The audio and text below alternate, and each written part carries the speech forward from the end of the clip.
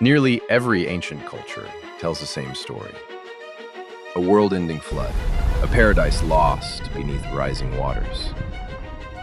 You've heard it in the story of Noah. You've read it in the epic of Gilgamesh. But what if it was real? What if all of these stories were the fading memory of a real catastrophe? A forgotten land, now buried beneath the Persian Gulf.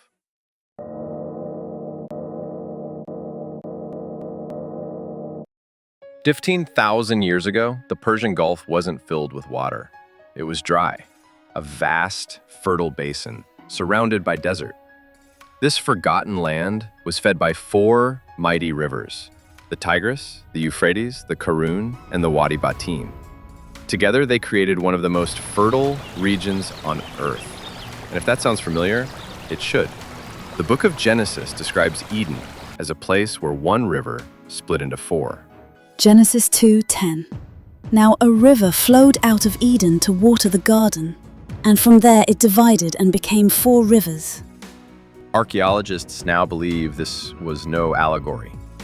This may have been a real place, a lush, well-watered land, a perfect cradle for early human life.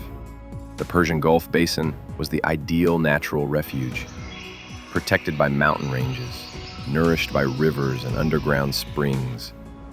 While much of the Middle East was a scorched, lifeless desert, this hidden valley remained a green sanctuary, a rare haven for the first people migrating out of Africa during the Ice Age, a paradise, just waiting to be remembered.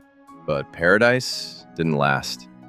Around 12,000 BC, everything began to change. The great glaciers that had covered much of the world began to melt. Temperatures rose, ice turned to water, and slowly, the oceans began to rise. Not in a violent instant, but steadily, year after year. Like a creeping curse, the sea began reclaiming the land, and the Gulf Basin, that lush green valley that had fed and sheltered generations, began to drown. First, the lowlands vanished, then the rivers backed up. Wetlands turned to swamps, and then to shallow seas. Over thousands of years, between 12,000 and 6,000 BC, the entire Persian Gulf was swallowed by the sea. We know this from sea level reconstructions and satellite bathymetry. What is now 230,000 square kilometers of shallow water was once dry, livable land, a landmass larger than England. Let that sink in for a minute. Landmass larger than England. And we know what ancient man did there. But for the people who lived there, the change wasn't geological, it was personal. Imagine watching your world disappear in slow motion. Your hunting trails, gone.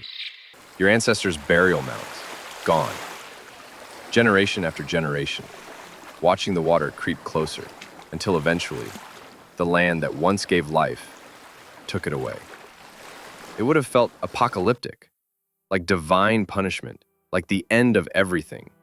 And when the waters rose for the final time, the people left. They had no choice.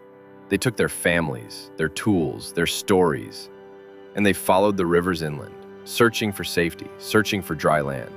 But they carried something else with them, a memory of the Great Flood. The people who fled the drowning Gulf didn't vanish. They followed the rivers. They went where the waters still gave life. Not too much, not too little. And eventually they found it. A new home near the mouths of the very rivers that once fed their sunken land. Today we call this place Mesopotamia, between the Tigris and Euphrates. They settled and they remembered, and over generations, these flood survivors built villages. Villages became towns, towns became cities, and in time, they became the Sumerians, the first known civilization in human history. They gave us writing, they gave us astronomy, they built temples, ziggurats, and legal codes. But buried in their myths was the story they never forgot. A flood sent by the gods, a man warned in a dream, a boat built to save life. But before Noah, there was Utnapishtim, the Sumerian flood survivor in the Epic of Gilgamesh. Tear down your house, the god tells him. Build a boat Abandon your possessions. Save life.